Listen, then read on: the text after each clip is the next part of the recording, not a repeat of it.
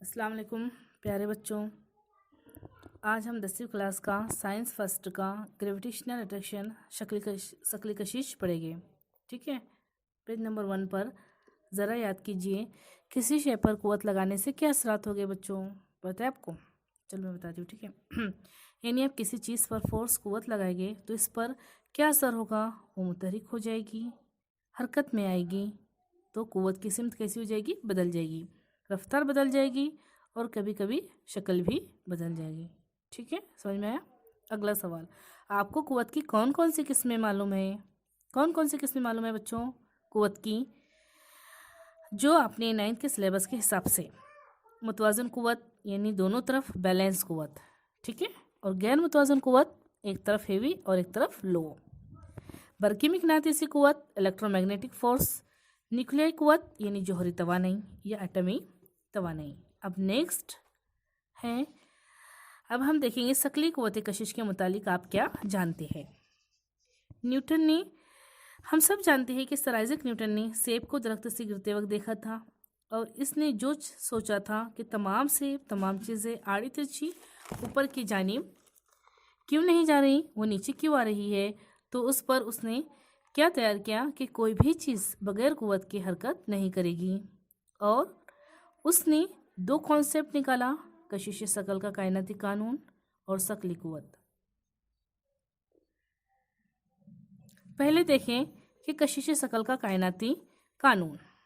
जैसे gravitational is the force of attraction in acting between any two bodies of the universe।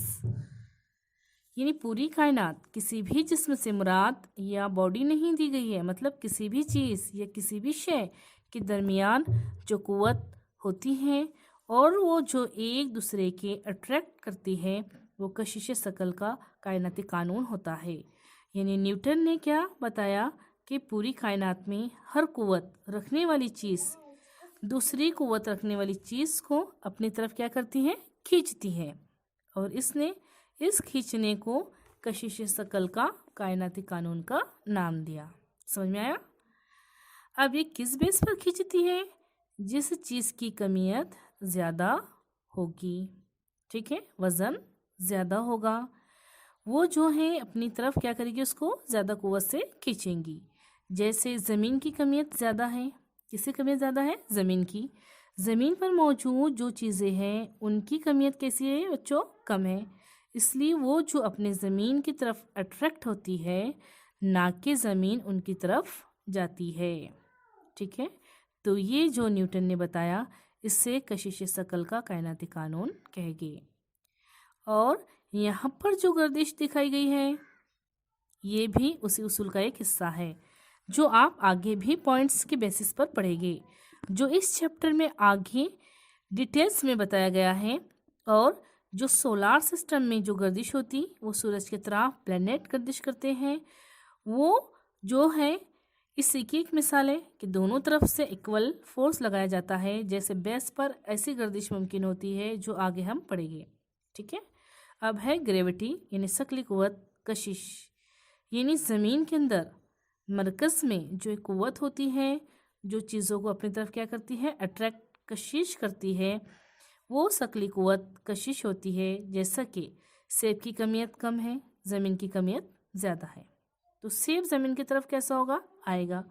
और ये जो कुव्वत कशिश की सिमत में मरकज़ ज़मीन का मरकज़ की तरफ होती है,